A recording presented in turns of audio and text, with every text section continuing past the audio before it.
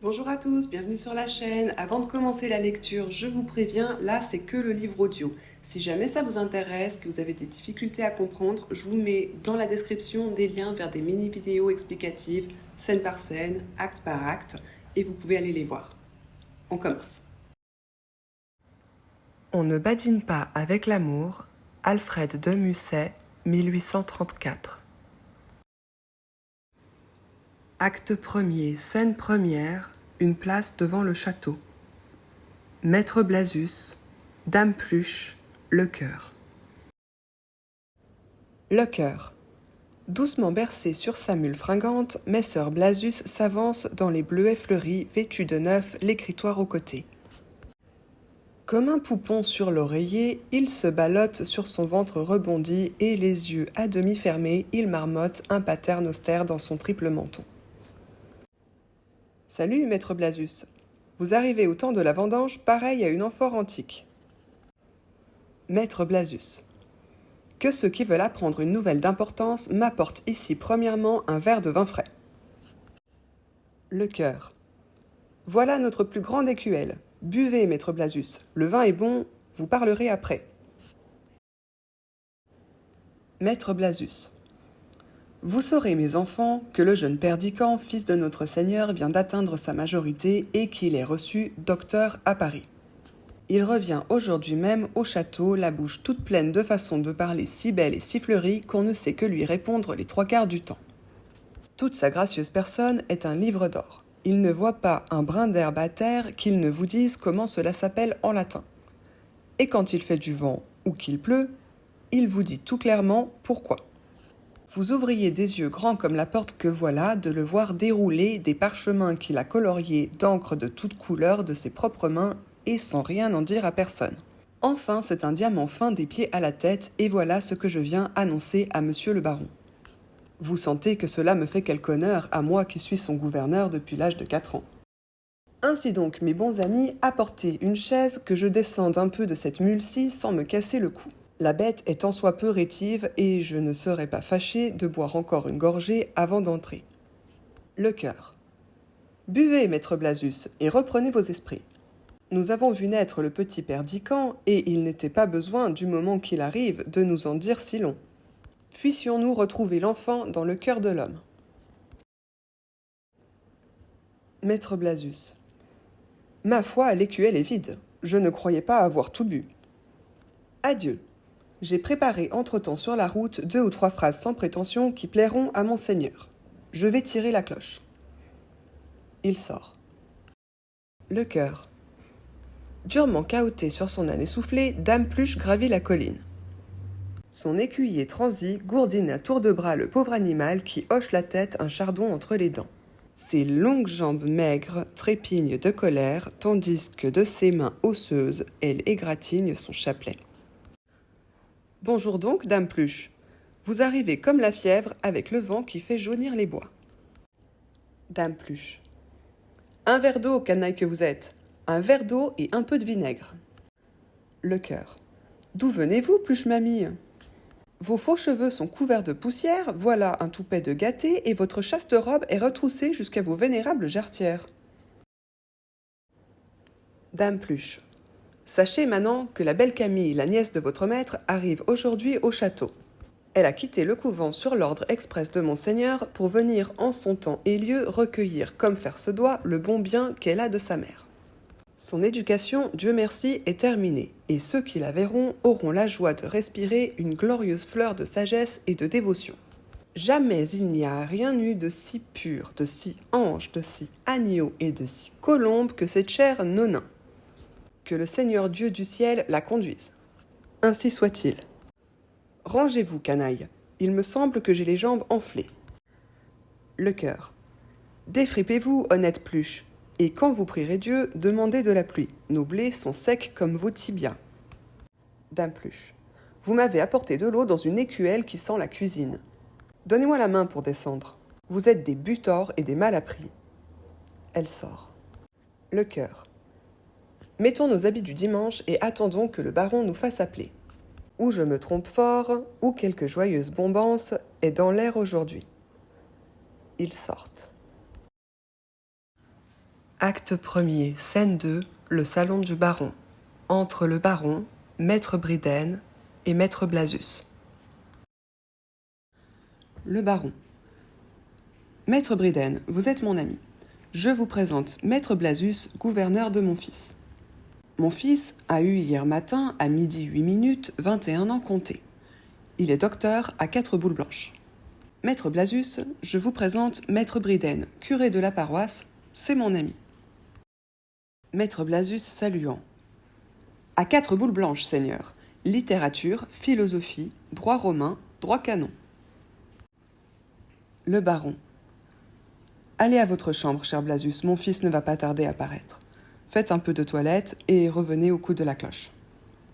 Maître Blazus sort. Maître Bryden.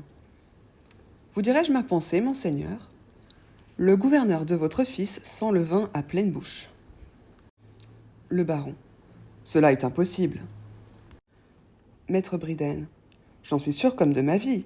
Il m'a parlé de fort près tout à l'heure. Il sentait le vin à faire peur. Le baron. Brisons-la. Je vous répète que cela est impossible. Entre dame Pluche. Vous voilà, bonne dame Pluche. Ma nièce est sans doute avec vous.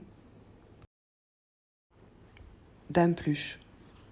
Elle me suit, monseigneur. Je l'ai devancée de quelques pas. Le baron.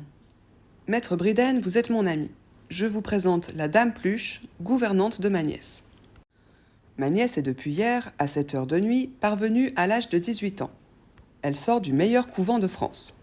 Dame Pluche, je vous présente maître Bryden, curé de la paroisse, c'est mon ami. Dame Pluche saluant. Du meilleur couvent de France, seigneur, et je puis ajouter la meilleure chrétienne du couvent. Le baron. Allez, dame Pluche, réparez le désordre où vous voilà. Ma nièce va bientôt venir, j'espère. Soyez prête à l'heure du dîner. Dame Pluche sort. Maître Bryden. Cette vieille demoiselle paraît tout à fait pleine d'onction. Le baron. Pleine d'onction et de componction, maître Bryden. Sa vertu est inattaquable. Maître Bryden. Mais le gouverneur sent le vin, j'en ai la certitude. Le baron. Maître Bryden, il y a des moments où je doute de votre amitié. Prenez-vous à tâche de me contredire. Pas un mot de plus là-dessus. J'ai formé le dessein de marier mon fils avec ma nièce, c'est un couple assorti, leur éducation me coûte 6 000 écus. Maître Bryden. Il sera nécessaire d'obtenir des dispenses. Le baron. Je les ai, Bryden. Elles sont sur ma table, dans mon cabinet. Oh, mon ami. Apprenez maintenant que je suis plein de joie. Vous savez que j'ai eu de tout temps la plus profonde horreur pour la solitude. Cependant, la place que j'occupe et la gravité de mon habit me forcent à rester dans ce château pendant 3 mois d'hiver et 3 mois d'été. Il est impossible de faire le bonheur des hommes en général et des vassaux en particulier sans donner parfois à son valet de chambre l'ordre rigoureux de ne laisser entrer personne. Qu'il est austère et difficile le recueillement de l'homme d'État. Et quel plaisir ne trouverais-je pas à tempérer par la présence de mes 2 enfants réunis la sombre tristesse à laquelle je dois nécessairement être en proie depuis que le roi m'a nommé receveur. Maître Bryden. Ce mariage se fera-t-il ici ou à Paris? Le baron. Voilà où je vous attendais, Bryden. J'étais sûr de cette question.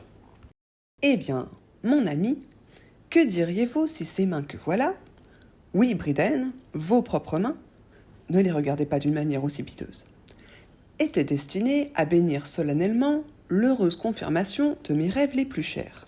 Et Maître Bryden. Je me tais. La reconnaissance me ferme la bouche. Le baron. Regardez par cette fenêtre. Ne voyez-vous pas que mes gens se portent en foule à la grille? Mes 2 enfants arrivent en même temps. Voilà la combinaison la plus heureuse. J'ai disposé les choses de manière à tout prévoir. Ma nièce sera introduite par cette porte à gauche et mon fils par cette porte à droite. Qu'en dites-vous? Je me fais une fête de voir comme ils s'aborderont ce qu'ils se diront. 6 000 écus ne sont pas une bagatelle, il ne faut pas s'y tromper. Ces enfants s'aimaient d'ailleurs fort tendrement dès le berceau. Bryden, il me vient une idée. Maître Bryden. Laquelle? Le baron. Pendant le dîner, sans avoir l'air d'y toucher, vous comprenez, mon ami, tout en vidant quelques coupes joyeuses, vous savez le latin, Briden. Maître Briden. Ita ad épaules, pardieu si je le sais. Le baron. Je serais bien aise de vous voir entreprendre ce garçon, discrètement j'entends, devant sa cousine. Cela ne peut produire qu'un bon effet. Faites-le parler un peu latin. Non pas précisément pendant le dîner, cela deviendrait fastidieux, et quant à moi, je n'y comprendrais rien. Mais au dessert, entendez-vous? Maître Briden. Si vous n'y comprenez rien, monseigneur, il est probable que votre nièce est dans le même cas. Le baron. Raison de plus. Ne voulez-vous pas qu'une femme admire ce qu'elle comprend? D'où sortez-vous, Briden? Voilà un raisonnement qui fait pitié. Maître Briden. Je connais peu les femmes, mais il me semble qu'il est difficile qu'on admire ce qu'on ne comprend pas. Le baron. Je les connais, Briden. Je connais ces êtres charmants et indéfinissables. Soyez persuadés qu'elles aiment avoir de la poudre dans les yeux et que plus on leur en jette, plus elles les écarquillent afin d'en gober davantage. Perdican entre d'un côté, Camille de l'autre. Bonjour mes enfants, bonjour ma chère Camille, mon cher Perdican. Embrassez-moi et embrassez-vous. Perdican. Bonjour mon père, ma sœur bien-aimée, quel bonheur, que je suis heureux. Camille. Mon père et mon cousin, je vous salue. Perdican. Comme te voilà grande, Camille, et belle comme le jour. Le baron. Quand as-tu quitté Paris, Perdican? Perdican. Mercredi, je crois, ou mardi. Comme te voilà métamorphosée en femme. Je suis donc un homme, moi? Il me semble que c'est hier que je t'ai vue pas plus haute que cela. Le baron. Vous devez être fatigué. La route est longue et il fait chaud. Perdican. Oh mon Dieu, non. Regardez donc mon père comme Camille est jolie. Le baron.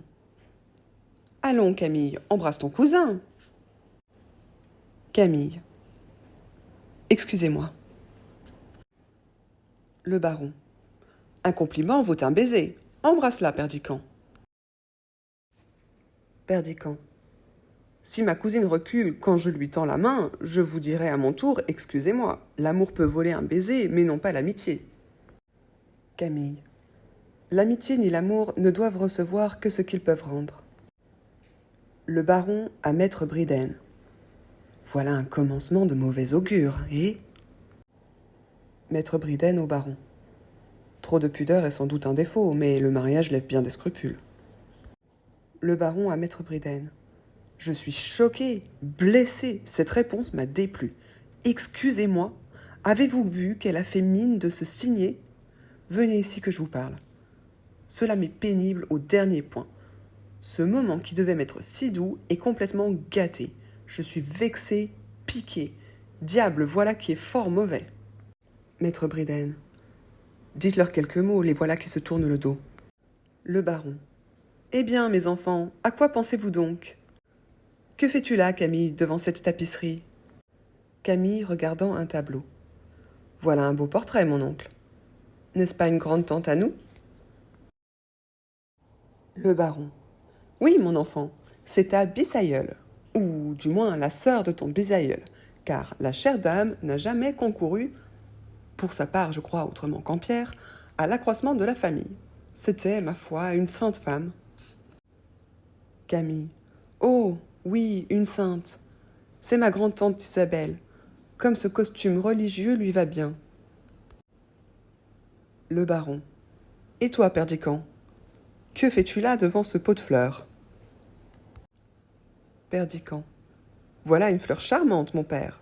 C'est un hélitrope. Le baron. Te moques-tu? Elle est grosse comme une mouche. Perdican. Cette petite fleur grosse comme une mouche a bien son prix? Maître Briden. Sans doute, le docteur a raison. Demandez-lui à quel sexe, à quelle classe elle appartient, de quels éléments elle se forme, d'où lui vient sa sève et sa couleur. Il vous ravira en extase en vous détaillant le phénomène de ce brin d'herbe depuis la racine jusqu'à la fleur. Perdican. Je n'en sais pas si long, mon révérend. Je trouve qu'elle sent bon, voilà tout. Acte premier, scène 3, devant le château, entre le chœur. Le chœur.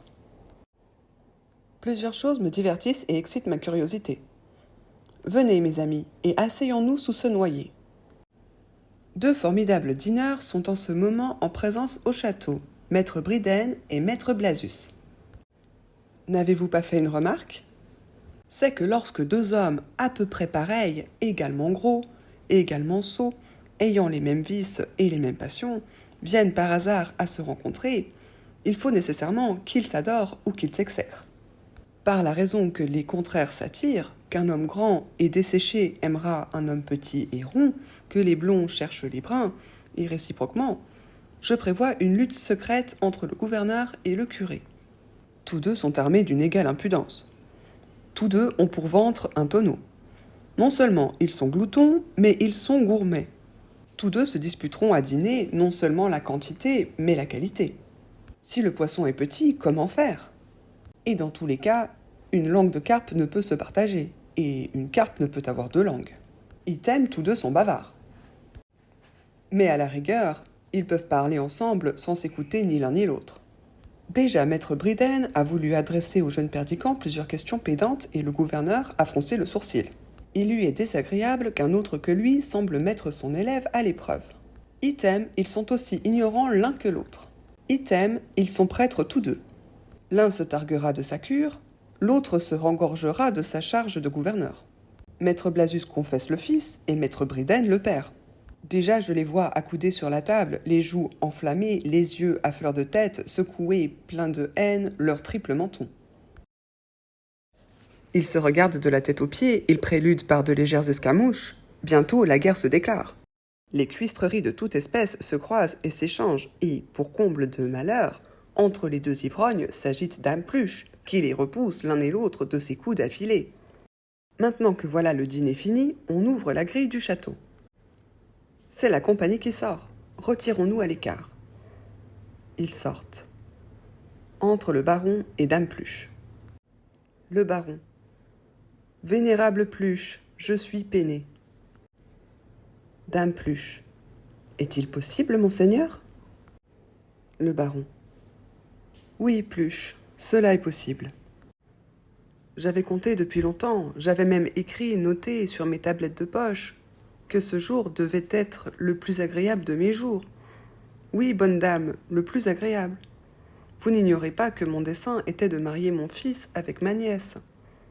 Cela était résolu, convenu, j'en avais parlé à Bridhen, et je crois voir, que ces enfants se parlent froidement. Ils ne se sont pas dit un mot. Dame Pluche. Les voilà qui viennent, monseigneur.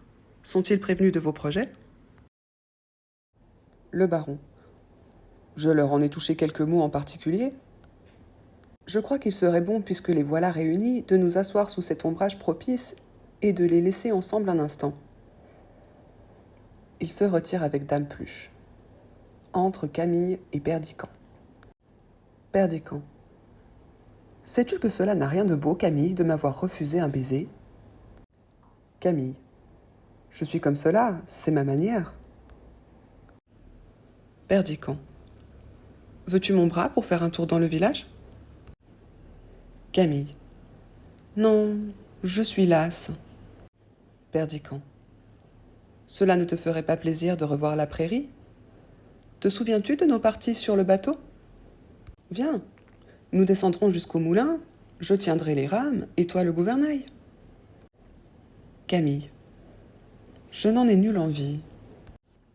Perdican. Tu me fends l'âme. Quoi ? Pas un souvenir, Camille ? Pas un battement de cœur pour notre enfance, pour tout ce pauvre temps passé, si bon, si doux, si plein de niaiseries délicieuses ? Tu ne veux pas venir voir le sentier par où nous allions à la ferme ? Camille. Non, pas ce soir. Perdican. Pas ce soir ? Et quand donc ? Toute notre vie est là. Camille. Je ne suis pas assez jeune pour m'amuser de mes poupées, ni assez vieille pour aimer le passé. Perdican. Comment dis-tu cela? Camille. Je dis que les souvenirs d'enfance ne sont pas de mon goût. Perdican. Cela t'ennuie? Camille. Oui, cela m'ennuie. Perdican. Pauvre enfant. Je te plains sincèrement. Ils sortent chacun de leur côté. Le baron rentrant avec Dame Pluche. Vous le voyez, vous l'entendez, excellente Pluche. Je m'attendais à la plus suave harmonie. Et il me semble assister à un concert où le violon joue Mon cœur soupire pendant que la flûte joue Vive Henri IV. Songez à la discordance affreuse qu'une pareille combinaison produirait. Voilà pourtant ce qui se passe dans mon cœur. Dame Pluche. Je l'avoue, il m'est impossible de blâmer Camille, et rien n'est de plus mauvais ton, à mon sens, que les parties de bateau. Le baron. Parlez-vous sérieusement? Dame Pluche. Seigneur, une jeune fille qui se respecte ne se hasarde pas sur les pièces d'eau. Le baron. Mais observez donc, Dame Pluche, que son cousin doit l'épouser, et que dès lors... Dame Pluche. Les convenances défendent de tenir un gouvernail, et il est malséant de quitter la terre ferme seul avec un jeune homme. Le baron. Mais je répète, je vous dis, Dame Pluche, c'est là mon opinion. Le baron. Êtes-vous folle? En vérité, vous me feriez dire... Il y a certaines expressions que je ne veux pas, qui me répugnent. Vous me donnez envie. En vérité, si je ne me retenais... Vous êtes une pécore, Pluche. Je ne sais que pensez de vous. Il sort. Acte 1er, scène 4, une place, le cœur, Perdican. Perdican. Bonjour mes amis, me reconnaissez-vous? Le cœur. Seigneur, vous ressemblez à un enfant que nous avons beaucoup aimé. Perdican. N'est-ce pas vous qui m'avez porté sur votre dos pour passer les ruisseaux de vos prairies? Vous qui m'avez fait danser sur vos genoux? Qui m'avez pris en croupe sur vos chevaux robustes? Qui vous êtes serré quelquefois autour de vos tables pour me faire une place au souper de la ferme? Le cœur. Nous nous en souvenons, Seigneur.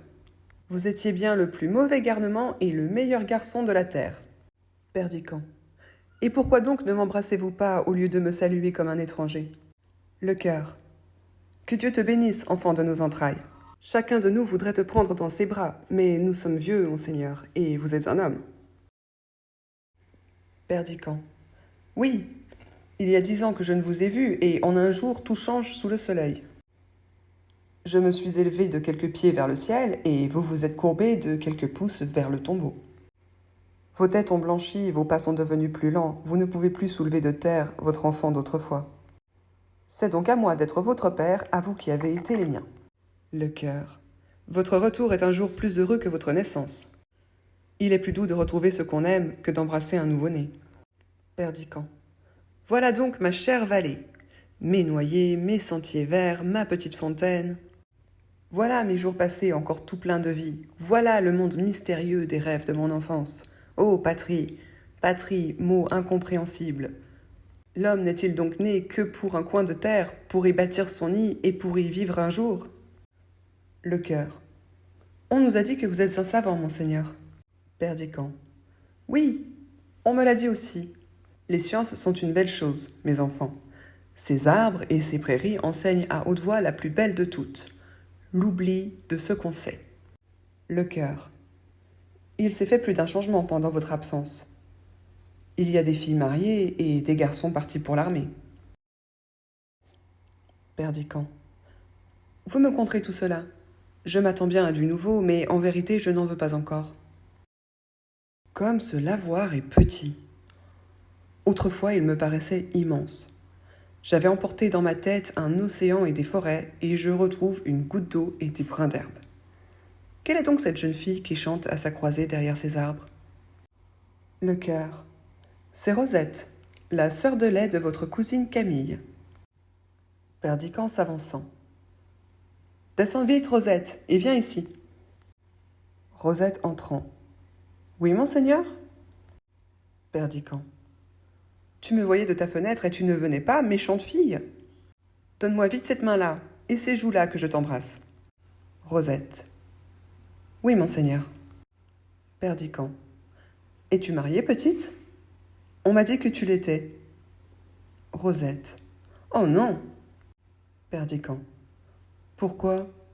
Il n'y a pas dans le village de plus jolie fille que toi. Nous te marierons, mon enfant. Le cœur. Monseigneur, elle veut mourir fille. Perdiccand. Est-ce vrai, Rosette? Rosette. Oh non! Perdiccand.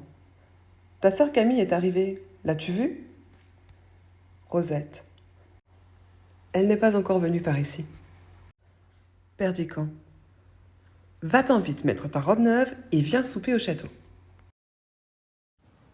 Acte 1er, scène 5, une salle, entre le baron et maître Blasius. Maître Blasius. Seigneur, j'ai un mot à vous dire. Le curé de la paroisse est un ivrogne. Le baron. Fi donc, cela ne se peut pas. Maître Blasius. J'en suis certain. Il a bu à dîner 3 bouteilles de vin. Le baron. Cela est exorbitant. Maître Blasius. Et en sortant de table, il a marché sur les plates-bandes. Le baron. Sur les plates-bandes? Je suis confondu. Voilà qui est étrange. Boire 3 bouteilles de vin à dîner, marcher sur les plates-bandes? C'est incompréhensible. Et pourquoi ne marcherait-il pas dans l'allée? Maître Blasius. Parce qu'il allait de travers. Le baron à part. Je commence à croire que Bryden avait raison ce matin. Ce Blasius sent le vin d'une manière horrible. Maître Blasius. De plus, il a mangé beaucoup. Sa parole était embarrassée. Le baron. Vraiment, je l'ai remarqué aussi. Maître Blasius. Il a lâché quelques mots latins, c'était autant de solécisme. Seigneur, c'est un homme dépravé. Le baron à part. Pouah! Ce Blasius a une odeur qui est intolérable. Apprenez, gouverneur, que j'ai bien autre chose en tête et que je ne me mêle jamais de ce qu'on boit ni de ce qu'on mange. Je ne suis point un majordome. Maître Blasius. À Dieu ne plaise que je vous déplaise, monsieur le baron. Votre vin est bon. Le baron. Il y a de bons vins dans mes caves. Maître Bryden entrant. Seigneur, votre fils est sur la place suivi de tous les polissons du village. Le baron. Cela est impossible. Maître Bryden. Je l'ai vu de mes propres yeux. Il ramassait des cailloux pour faire des ricochets. Le baron. Des ricochets? Ma tête s'égare. Voilà mes idées qui se bouleversent. Vous me faites un rapport insensé, Bryden. Il est inouï qu'un docteur fasse des ricochets. Maître Bryden. Mettez-vous à la fenêtre, monseigneur. Vous le verrez de vos propres yeux. Le baron à part. Oh ciel! Blasius a raison. Bryden va de travers. Maître Bryden. Regardez, monseigneur, le voilà au bord du lavoir. Il tient sous le bras une jeune paysanne. Le baron. Une jeune paysanne? Mon fils vient-il ici pour débaucher mes vassals? Une paysanne sous le bras. Et tous les gamins du village autour de lui. Je me sens hors de moi. Maître Bryden. Cela crie vengeance. Le baron. Tout est perdu! Perdu sans ressources! Je suis perdu! Bryden va de travers, Blasius sent le vin à faire horreur, et mon fils séduit toutes les filles du village en faisant des ricochets! Il sort. Acte 2, scène première, un jardin, entre maître Blasius et Perdiccand. Maître Blasius. Seigneur, votre père est au désespoir. Perdiccand. Pourquoi cela? Maître Blasius. Vous n'ignorez pas qu'il avait formé le projet de vous unir à votre cousine Camille. Perdiccand. Eh bien, je ne demande pas mieux. Maître Blazus. Cependant, le baron croit remarquer que vos caractères ne s'accordent pas. Perdiccand. Cela est malheureux. Je ne puis refaire le mien. Maître Blazus. Rendrez-vous par là ce mariage impossible? Perdiccand. Je vous répète que je ne demande pas mieux que d'épouser Camille. Allez trouver le baron et dites-lui cela. Maître Blazus. Seigneur, je me retire. Voilà votre cousine qui vient de ce côté. Il sort, entre Camille. Perdiccand. Déjà levée, cousine? J'en suis toujours pour ce que je t'ai dit hier. Tu es jolie comme un cœur. Camille. Parlons sérieusement, Perdiccand. Votre père veut nous marier. Je ne sais pas ce que vous en pensez, mais je crois bien faire en vous prévenant que mon parti est pris là-dessus. Perdiccand. Tant pis pour moi si je vous déplais. Camille. Pas plus qu'un autre. Je ne veux pas me marier. Il n'y a rien là dont votre orgueil puisse souffrir. Perdiccand. L'orgueil n'est pas mon fait. Je n'en estime ni les joies ni les peines. Camille. Je suis venue ici pour recueillir le bien de ma mère. Je retourne demain au couvent. Perdiccand. Il y a de la franchise dans ta démarche. Touche-la et soyons bons amis. Camille. Je n'aime pas les attouchements. Perdiccand lui prenant la main. Donne-moi ta main, Camille, je t'en prie. Que crains-tu de moi? Tu ne veux pas qu'on nous marie? Eh bien, ne nous marions pas. Est-ce une raison pour nous haïr? Ne sommes-nous pas le frère et la sœur? Lorsque ta mère a ordonné ce mariage dans son testament, elle a voulu que notre amitié fût éternelle. Voilà tout ce qu'elle a voulu. Pourquoi nous marier? Voilà ta main et voilà la mienne. Et pour qu'elle reste unie ainsi jusqu'au dernier soupir, crois-tu qu'il nous faille un prêtre? Nous n'avons besoin que de Dieu. Camille. Je suis bien aise que mon refus vous soit indifférent. Perdiccand. Il ne m'est point indifférent, Camille. Ton amour m'eût donné la vie, mais ton amitié m'en consolera. Ne quitte pas le château demain. Hier, tu as refusé de faire un tour de jardin parce que tu voyais en moi un mari dont tu ne voulais pas. Reste ici quelques jours. Laisse-moi espérer que notre vie passée n'est pas morte à jamais dans ton cœur. Camille. Je suis obligée de partir. Perdiccand. Pourquoi? Camille. C'est mon secret. Perdiccand. En aimes-tu un autre que moi? Camille. Non, mais je veux partir. Perdiccand. Irrévocablement? Camille. Oui, irrévocablement. Perdiccand. Eh bien, adieu. J'aurais voulu m'asseoir avec toi sous les marronniers du petit bois et causer de bonne amitié 1 heure ou 2, mais si cela te déplaît, n'en parlons plus. Adieu, mon enfant. Il sort. Camille a Dame Pluche qui entre. Dame Pluche, tout est-il prêt? Partirons-nous demain? Mon tuteur a-t-il fini ses comptes? Dame Pluche. Oui, chère Colombe sans tache. Le baron m'a traité de pécore hier soir et je suis enchantée de partir. Camille.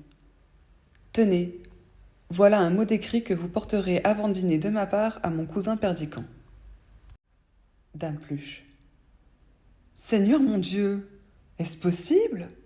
Vous écrivez un billet à un homme? Camille. Ne dois-je pas être sa femme? Je puis bien écrire à mon fiancé. Dame Pluche. Le seigneur Perdiccand sort d'ici. Que pouvez-vous lui écrire? Votre fiancé, miséricorde? Serait-il vrai que vous oubliez Jésus?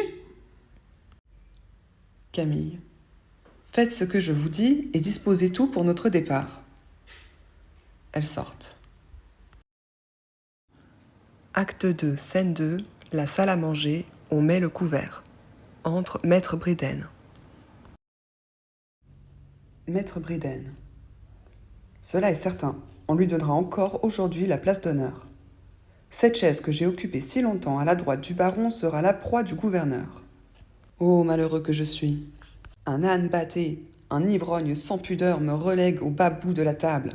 Le majordome lui versera le premier verre de Malaga, et lorsque les plats arriveront à moi, ils seront à moitié froids et les meilleurs morceaux déjà avalés.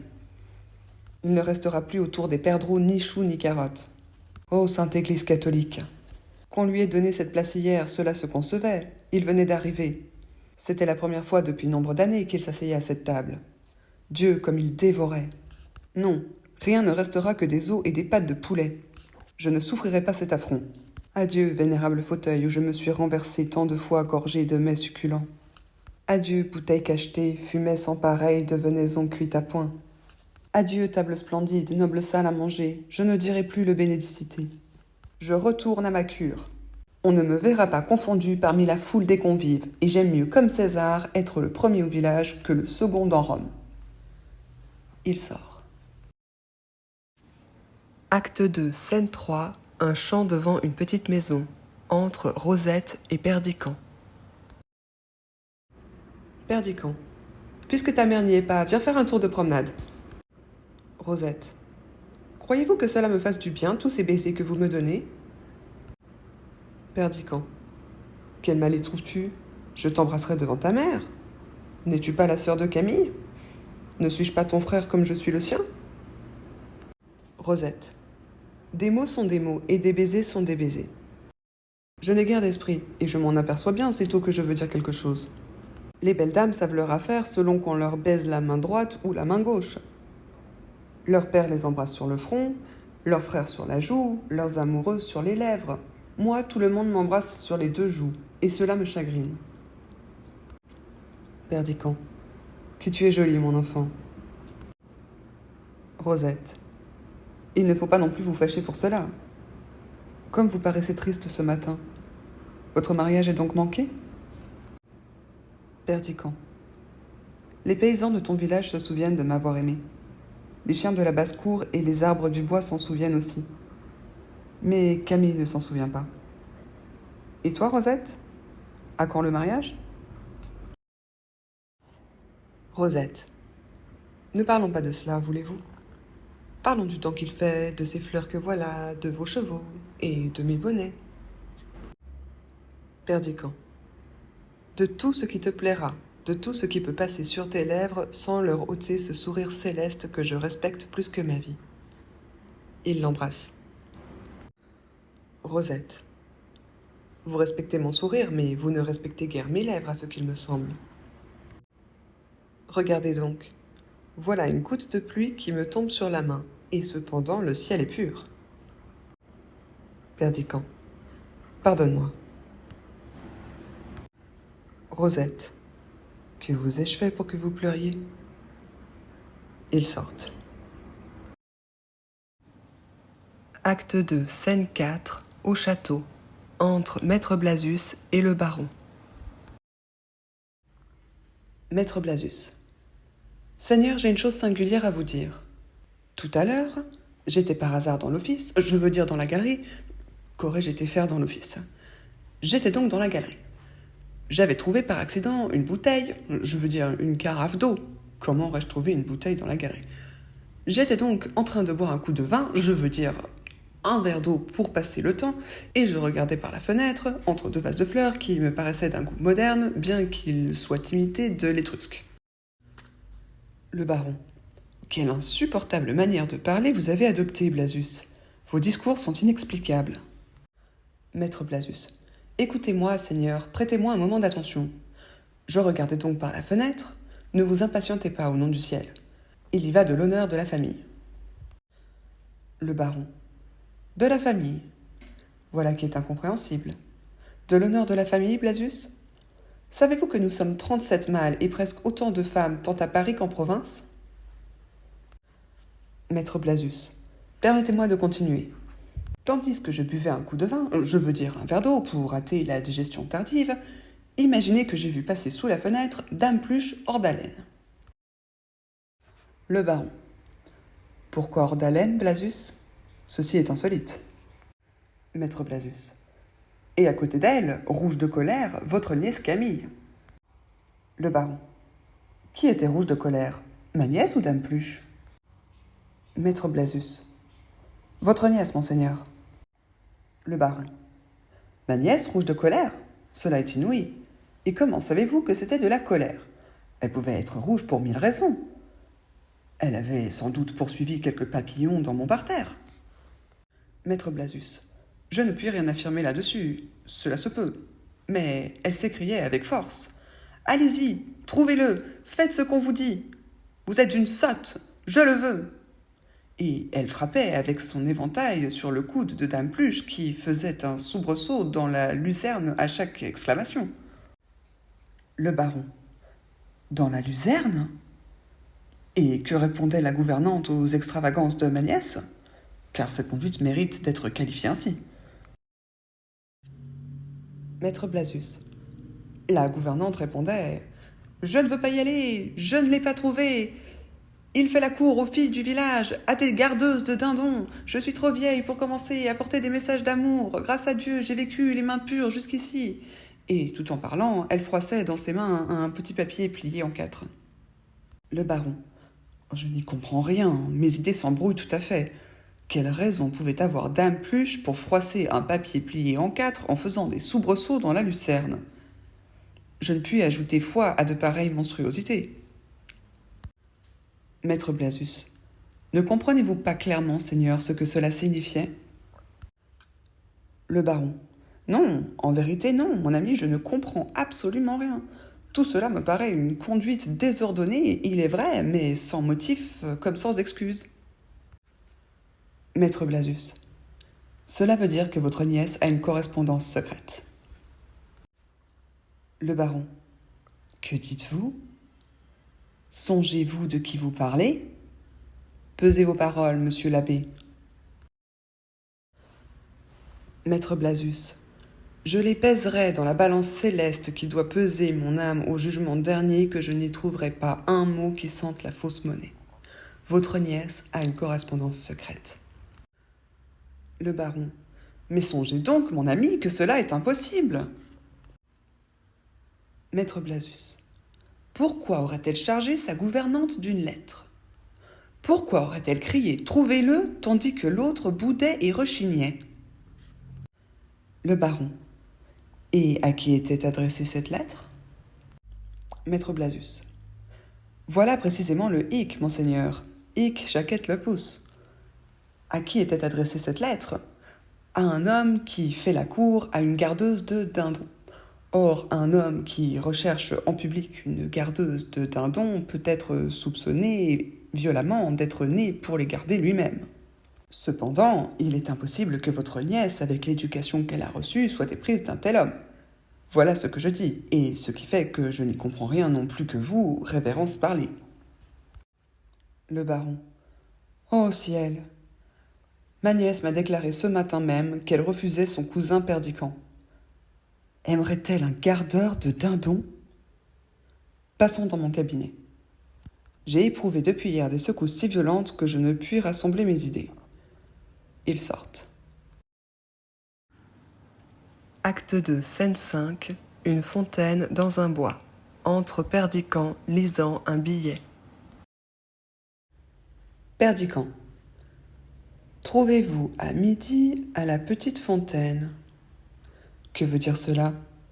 Tant de froideur, un refus si positif, si cruel, un orgueil si insensible et un rendez-vous par-dessus tout? Si c'est pour me parler d'affaires, pourquoi choisir un pareil endroit? Est-ce une coquetterie? Ce matin, en me promenant avec Rosette, j'ai entendu remuer dans les broussailles. Et il m'a semblé que c'était un pas de biche. Y a-t-il ici quelque intrigue? Entre Camille. Camille. Bonjour, cousin. J'ai cru m'apercevoir à tort ou à raison que vous me quittiez tristement ce matin. Vous m'aviez pris la main malgré moi et je viens vous demander de me donner la vôtre. Je vous ai refusé un baiser. Le voilà. Elle l'embrasse. Maintenant, vous m'avez dit que vous seriez bien aise de causer de bonne amitié. Asseyez-vous là et causons. Elle s'assoit. Perdicant. Avais-je fait un rêve ou en fais-je un autre en ce moment? Camille. Vous avez trouvé singulier de recevoir un billet de moi, n'est-ce pas? Je suis d'humeur changeante, mais vous m'avez dit ce matin un mot très juste. Puisque nous nous quittons, quittons-nous bons amis. Vous ne savez pas la raison pour laquelle je pars, et je viens vous la dire. Je vais prendre le voile. Perdican. Est-ce possible? Est-ce toi, Camille, que je vois dans cette fontaine, assise sur les marguerites comme au jour d'autrefois? Camille. Oui, Perdican, c'est moi. Je viens revivre un quart d'heure de la vie passée. Je vous ai paru brusque et hautaine. Cela est tout simple, j'ai renoncé au monde. Cependant, avant de le quitter, je serais bien aise d'avoir votre avis. Trouvez-vous que j'ai raison de me faire religieuse? Perdican. Ne m'interrogez pas là-dessus, car je ne me ferai jamais moine. Camille. Depuis près de 10 ans que nous avons vécu éloignés l'un de l'autre, vous avez commencé l'expérience de la vie. Je sais quel homme vous êtes, et vous devez avoir beaucoup appris en peu de temps avec un cœur et un esprit comme les vôtres. Dites-moi, avez-vous eu des maîtresses? Perdican. Pourquoi cela? Camille. Répondez-moi, je vous en prie, sans modestie et sans fatuité. Perdican. J'en ai eu. Camille. Les avez-vous aimées? Perdican. De tout mon cœur. Camille. Où sont-elles maintenant? Le savez-vous? Perdican. Voilà en vérité des questions singulières. Que voulez-vous que je vous dise? Je ne suis ni leur mari, ni leur frère. Elles sont allées où bon le rassembler. Camille. Il doit nécessairement y en avoir une que vous ayez préférée aux autres. Combien de temps avez-vous aimé celle que vous avez aimée le mieux? Perdican. Tu es une drôle de fille. Veux-tu te faire mon confesseur? Camille. C'est une grâce que je vous demande de me répondre sincèrement. Vous n'êtes point un libertin, et je crois que votre cœur a de la probité. Vous avez dû inspirer l'amour, car vous le méritiez, et vous ne vous seriez pas livré à un caprice. Répondez-moi, je vous en prie. Perdican. Ma foi, je ne m'en souviens pas. Camille. Connaissez-vous un homme qui n'ait aimé qu'une femme? Perdican. Il y en a certainement. Camille. Est-ce un de vos amis? Dites-moi son nom. Perdican. Je n'ai pas de nom à vous dire, mais je crois qu'il y a des hommes capables de n'aimer qu'une fois. Camille. Combien de fois un honnête homme peut-il aimer? Perdican. Veux-tu me faire réciter une litanie ou récites-tu toi-même un catéchisme? Camille. Je voudrais m'instruire et savoir si j'ai tort ou raison de me faire religieuse. Si je vous épousais, ne devriez-vous pas répondre avec franchise à toutes mes questions et me montrer votre cœur à nu? Je vous estime beaucoup, et je vous crois, par votre éducation et par votre nature, supérieure à beaucoup d'autres hommes. Je suis fâchée que vous ne connaissiez plus ce que je vous demande. Peut-être en vous connaissant mieux, je m'en hardirais. Perdican. Où veux-tu en venir? Parle, je répondrai. Camille. Répondez donc à ma première question. Ai-je raison de rester au couvent? Perdican. Non. Camille. Je ferais donc mieux de vous épouser? Perdican. Oui. Camille. Si le curé de votre paroisse soufflait sur un verre d'eau et vous disait que c'est un verre de vin, le boiriez-vous comme tel? Perdican. Non. Camille. Si le curé de votre paroisse soufflait sur vous et me disait que vous m'aimeriez toute votre vie, aurais-je raison de le croire? Perdican. Oui et non. Camille. Que me conseilleriez-vous de faire le jour où je verrai que vous ne m'aimez plus? Perdican. De prendre un amant? Camille.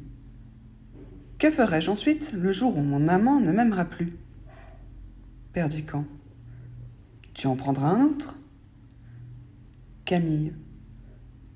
Combien de temps cela durera-t-il? Perdican. Jusqu'à ce que tes cheveux soient gris et alors les miens seront blancs. Camille. Savez-vous ce que c'est que les cloîtres, Perdican?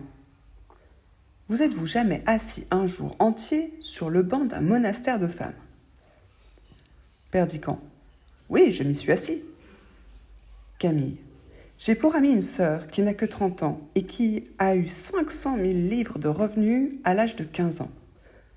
C'est la plus belle et la plus noble créature qui ait marché sur terre.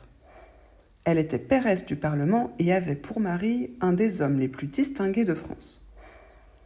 Aucune des nobles facultés humaines n'était restée sans culture en elle. Et comme un arbrisseau d'une sève choisie, tous ses bourgeons avaient donné des ramures. Jamais l'amour et le bonheur ne poseront leur couronne fleurie sur un front plus beau. Son mari l'a trompée. Elle a aimé un autre homme et elle se meurt de désespoir. Perdican. Cela est possible. Camille. Nous habitons la même cellule et j'ai passé des nuits entières à parler de ses malheurs. Ils sont presque devenus les miens. Cela est singulier, n'est-ce pas? Je ne sais trop comment cela se fait. Quand elle me parlait de son mariage, quand elle me peignait d'abord l'ivresse des premiers jours, puis la tranquillité des autres, et comme enfin tout s'était envolé, comme elle était assise le soir au coin du feu, et lui auprès de la fenêtre, sans se dire un seul mot, comme leur amour avait langui, et comme tous les efforts pour se rapprocher n'aboutissaient qu'à des querelles, comme une figure étrangère est venue peu à peu se placer entre eux et se glisser dans leurs souffrances, c'était moi que je voyais agir tandis qu'elle parlait. Quand elle disait « là j'ai été heureuse », mon cœur bondissait. Et quand elle ajoutait « là j'ai pleuré », mes larmes coulaient. Mais figurez-vous, quelque chose de plus singulier encore. J'avais fini par me créer une vie imaginaire. Cela a duré 4 ans. Il est inutile de vous dire par combien de réflexions, de retours sur moi-même, tout cela est venu. Ce que je voulais vous raconter comme une curiosité, c'est que tous les récits de Louise, toutes les fictions de mes rêves portaient sur votre ressemblance. Perdican. Ma ressemblance à moi? Camille. Oui, et cela est naturel. Vous étiez le seul homme que j'eusse connu. En vérité, je vous ai aimé, Perdican. Perdican. Quel âge as-tu, Camille? Camille. 18 ans? Perdican. Continue, je t'écoute. Camille. Il y a 200 femmes dans notre couvent. Un petit nombre de ces femmes ne connaîtra jamais la vie, et tout le reste attend la mort. Plus d'une parmi elles sont sorties du monastère comme j'en sors aujourd'hui, vierges et pleines d'espérance. Elles sont revenues peu de temps après, vieilles et désolées. Tous les jours il en meurt dans nos dortoirs, et tous les jours il en vient de nouvelles prendre la place des mortes sur les matelas de crin. Les étrangers qui nous visitent admirent le calme et l'ordre de la maison. Ils regardent attentivement la blancheur de nos voiles, mais ils se demandent pourquoi nous les rabaissons sur nos yeux. Que pensez-vous de ces femmes, Perdican? Ont-elles tort ou ont-elles raison? Perdican. Je n'en sais rien. Camille. Il s'en est trouvé quelques-unes qui me conseillent de rester vierge. Je suis bien aise de vous consulter. Croyez-vous que ces femmes-là auraient mieux fait de prendre un amant et de me conseiller d'en faire autant? Perdican. Je n'en sais rien. Camille. Vous aviez promis de me répondre. Perdican. J'en suis dispensée tout naturellement. Je ne crois pas que ce soit toi qui parles. Camille. Cela se peut. Il doit y avoir dans toutes mes idées des choses très ridicules. Il se peut bien qu'on m'ait fait la leçon et que je ne sois qu'un perroquet mal appris. Il y a dans la galerie un petit tableau qui représente un moine courbé sur un missel. À travers les barreaux obscurs de sa cellule grise, un faible rayon de soleil et on aperçoit une locanda italienne, devant laquelle danse un chevrier. Lequel de ces deux hommes estimez-vous davantage? Perdican. Ni l'un ni l'autre, et tous les deux. Ce sont deux hommes de chair et d'os, et il y en a un qui lit et un autre qui danse. Je n'y vois pas autre chose. Tu as raison de te faire religieuse. Camille. Ainsi, vous me le conseillez. Perdican. Ainsi, tu ne crois à rien? Camille. Lève la tête, Perdican. Quel est l'homme qui ne croit à rien? Perdican se levant. En voilà un. Je ne crois pas à la vie immortelle. Ma sœur chérie, les religieuses t'ont donné leur expérience. Mais crois-moi, ce n'est pas la tienne. Tu ne mourras pas sans aimer. Camille. Je veux aimer, mais je ne veux pas souffrir. Je veux aimer d'un amour éternel et faire des serments qui ne se violent pas. Voilà mon amant. Elle montre son crucifix. Perdican. Cet amant-là n'exclut pas les autres. Camille. Pour moi, du moins, il les exclura.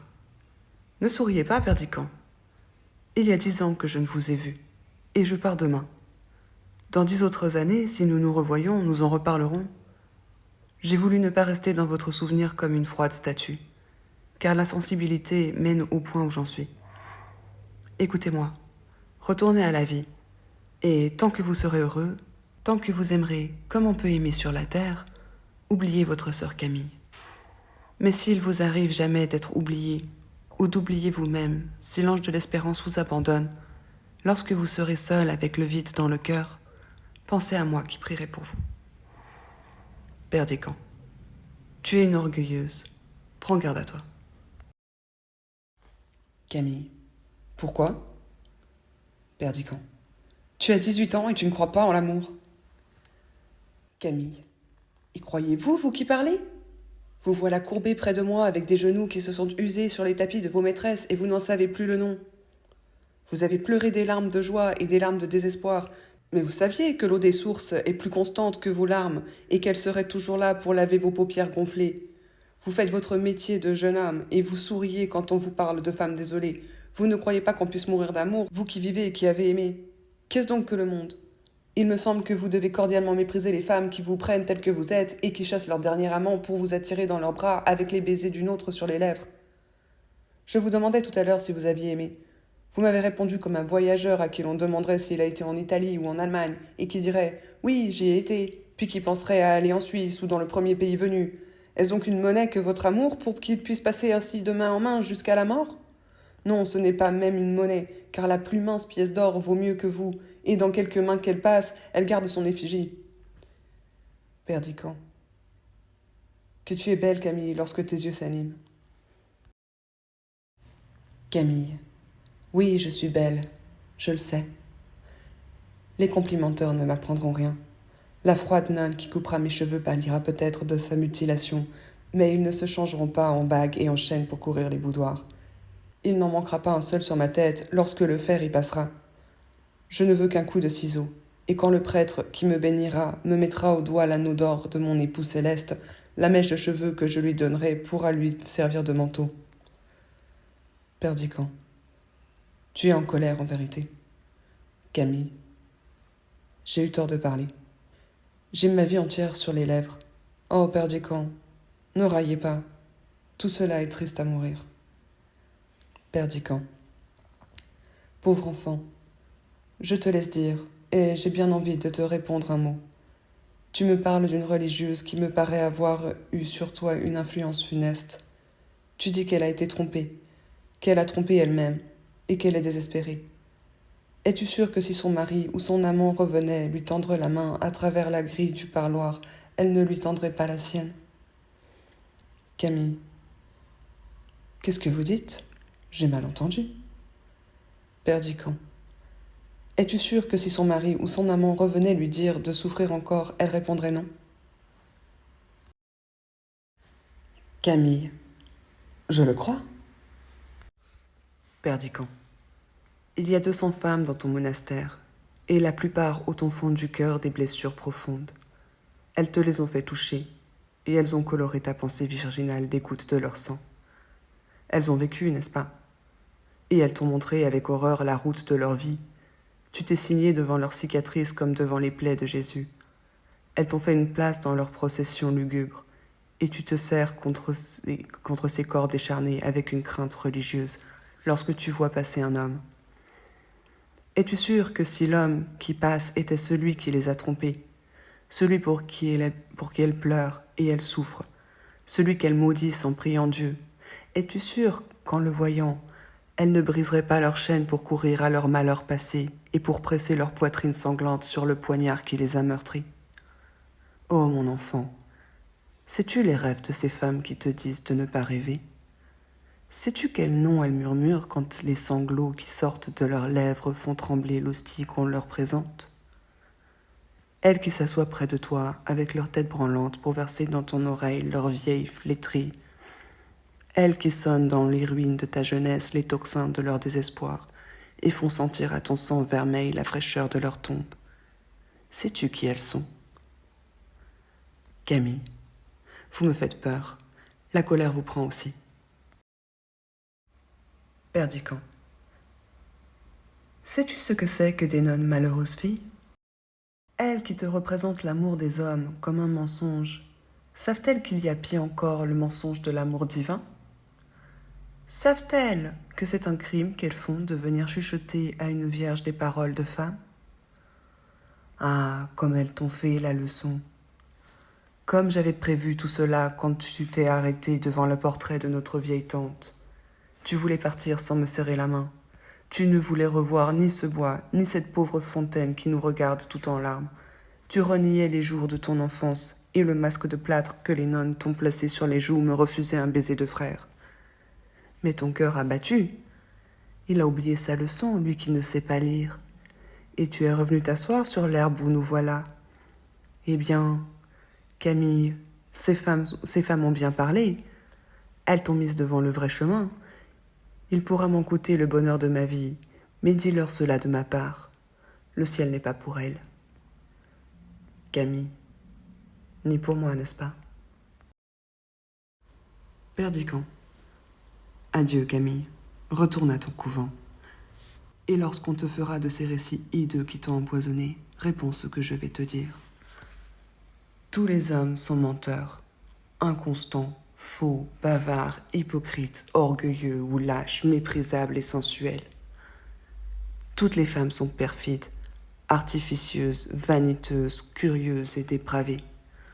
Le monde n'est qu'un égout sans fond où les phoques les plus informes rampent et se tordent sur des montagnes de fange.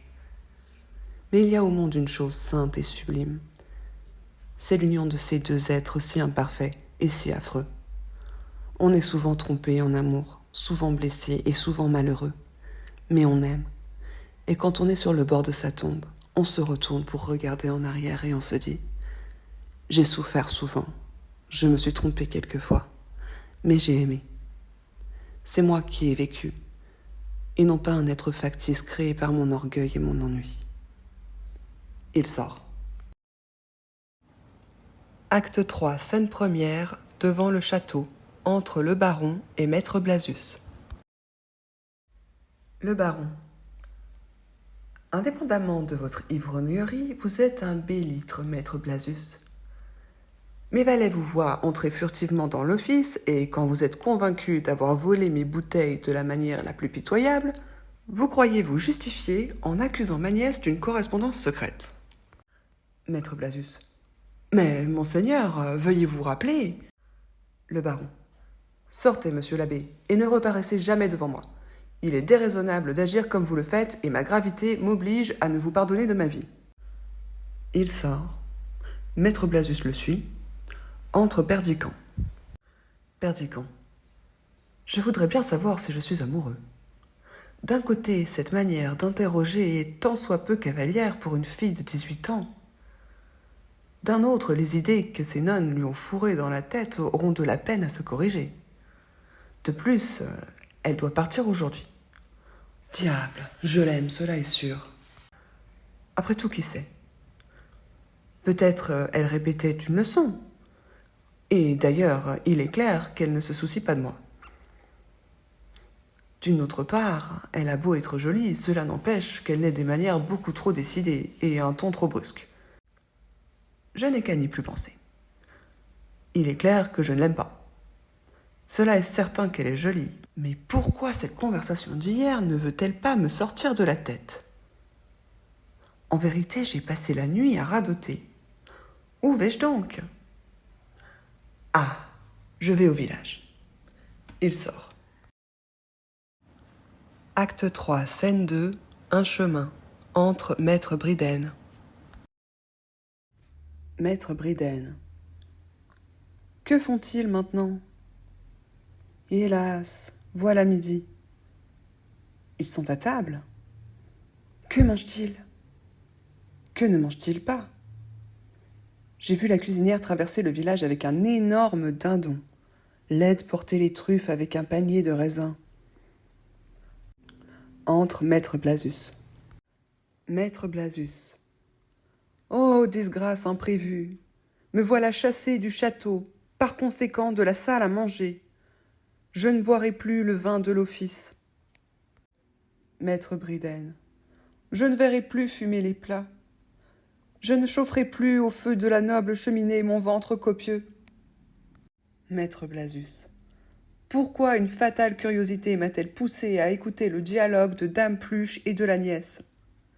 Pourquoi ai-je rapporté au baron tout ce que j'ai vu? Maître Bridhen. Pourquoi un vin d'orgueil m'a-t-il éloigné de ce dîner honorable où j'étais si bien accueilli? Que m'importait d'être à droite ou à gauche? Maître Blazus. Hélas, j'étais gris, il faut en convenir, lorsque j'ai fait cette folie. Maître Bridhen. Hélas, le vin m'avait monté à la tête quand j'ai commis cette impudence. Maître Blazus. Il me semble que voilà le curé. Maître Bridhen. C'est le gouverneur en personne. Maître Blazus. Oh oh, monsieur le curé, que faites-vous là? Maître Bridhen. Moi? Je vais dîner. N'y venez-vous pas? Maître Blazus. Pas aujourd'hui, hélas. Maître Bridhen, intercédez pour moi. Le baron m'a chassé. J'ai accusé faussement mademoiselle Camille d'avoir une correspondance secrète, et cependant, Dieu m'est témoin que j'ai vu, ou que j'ai cru voir, Dame Pluche dans la luzerne. Je suis perdu, monsieur le curé. Maître Bridhen. Que m'apprenez-vous là? Maître Blazus. Hélas, hélas, la vérité. Je suis en disgrâce complète pour avoir volé une bouteille. Maître Bridhen. Que parlez-vous, messire, de bouteilles volées à propos d'une lucerne et d'une correspondance? Maître Blazus.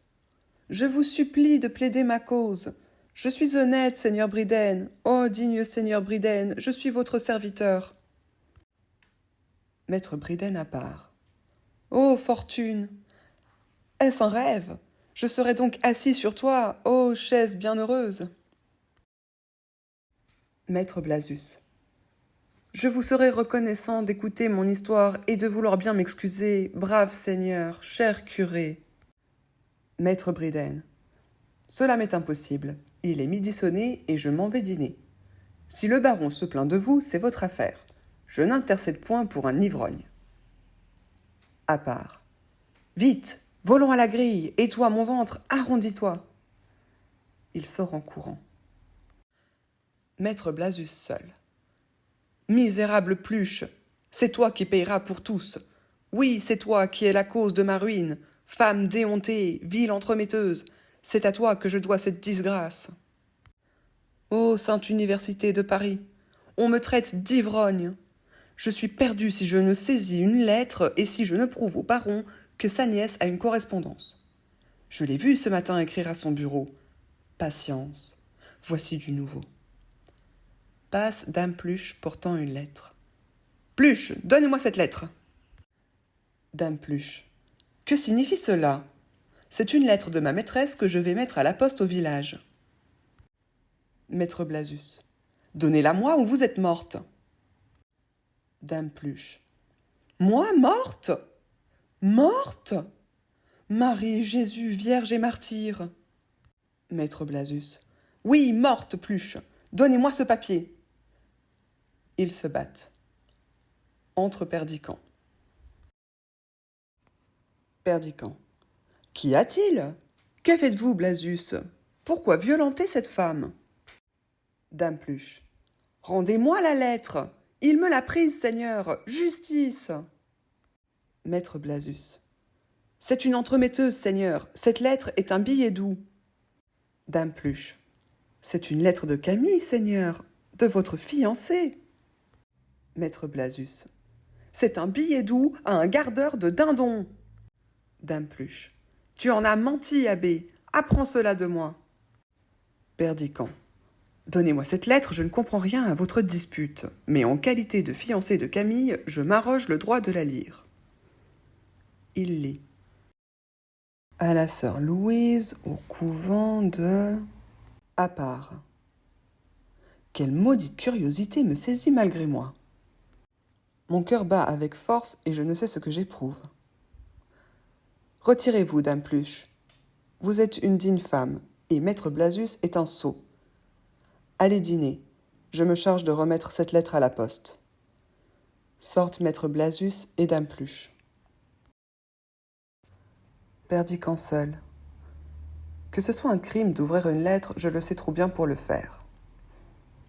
Que peut dire Camille à cette sœur? Suis-je donc amoureux? Quel empire a donc pris sur moi cette singulière fille pour que les 3 mots écrits sur cette adresse me fassent trembler la main? Cela est singulier. Blazus, en se débattant avec la Dame Pluche, a fait sauter le cachet. Est-ce un crime de rompre le pli? Bon, je n'y changerai rien. Il ouvre la lettre et lit. Je pars aujourd'hui, ma chère, et tout est arrivé comme je l'avais prévu. C'est une terrible chose, mais ce pauvre jeune homme a le poignard dans le cœur. Il ne se consolera pas de m'avoir perdu. Cependant, j'ai fait tout au monde pour le dégoûter de moi. Dieu me pardonnera de l'avoir réduit au désespoir par mon refus. Hélas, ma chère, que pouvais-je y faire? Priez pour moi. Nous nous reverrons demain, et pour toujours. Tout à vous, du meilleur de mon âme, Camille. Est-il possible? Camille écrit cela? C'est de moi qu'elle parle ainsi? Moi, au désespoir de son refus? Eh ben, bon Dieu, si cela était vrai, on le verrait bien. Quelle honte peut-il y avoir à aimer? Elle a fait tout au monde pour me dégoûter, dit-elle, et j'ai le poignard dans le cœur. Quel intérêt peut-elle avoir à inventer un roman pareil?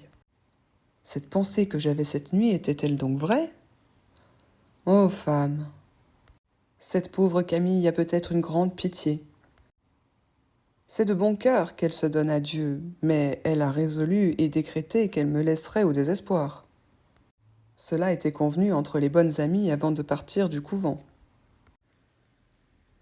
On a décidé que Camille allait revoir son cousin, qu'on voudrait le lui faire épouser, qu'elle refuserait, et que le cousin serait désolé.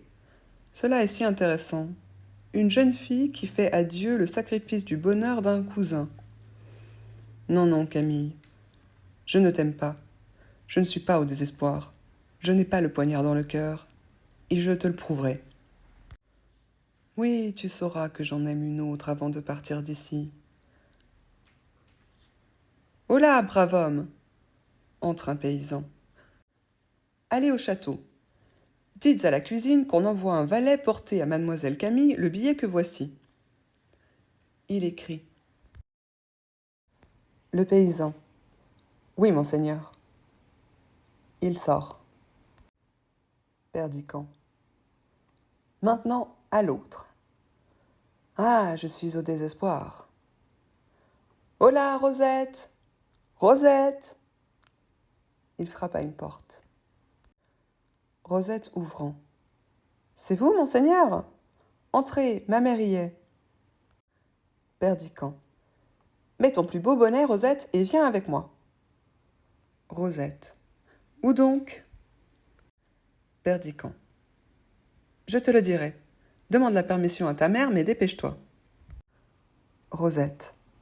Oui, monseigneur. Elle entre dans la maison. Perdican. J'ai demandé un nouveau rendez-vous à Camille et je suis sûre qu'elle y viendra. Mais par le ciel, elle n'y trouvera pas ce qu'elle compte y trouver. Je veux faire la cour à Rosette devant Camille elle-même. Acte 3, scène 3, le petit bois. Entre Camille et le paysan. Le paysan. Mademoiselle, je vais au château porter une lettre pour vous. Faut-il que je vous la donne ou que je la remette à la cuisine comme l'a dit le seigneur Perdican? Camille. Donne-la-moi. Le paysan. Si vous aimez mieux que je la porte au château, ce n'est pas la peine de m'attarder. Camille. Je te dis de me la donner. Le paysan. Ce qui vous plaira. Il donne la lettre. Camille. Tiens, voilà pour ta peine. Le paysan. Grand merci. Je m'en vais, n'est-ce pas? Camille. Si tu veux. Le paysan. Je m'en vais, je m'en vais. Il sort. Camille lisant. Perdican me demande de lui dire adieu avant de partir près de la petite fontaine où je l'ai fait venir hier. Que peut-il avoir à me dire? Voilà justement la fontaine et je suis toute portée. Dois-je accorder ce second rendez-vous? Ah! Elle se cache derrière un arbre. Voilà Perdican qui approche avec Rosette, ma sœur de lait. Je suppose qu'il va la quitter.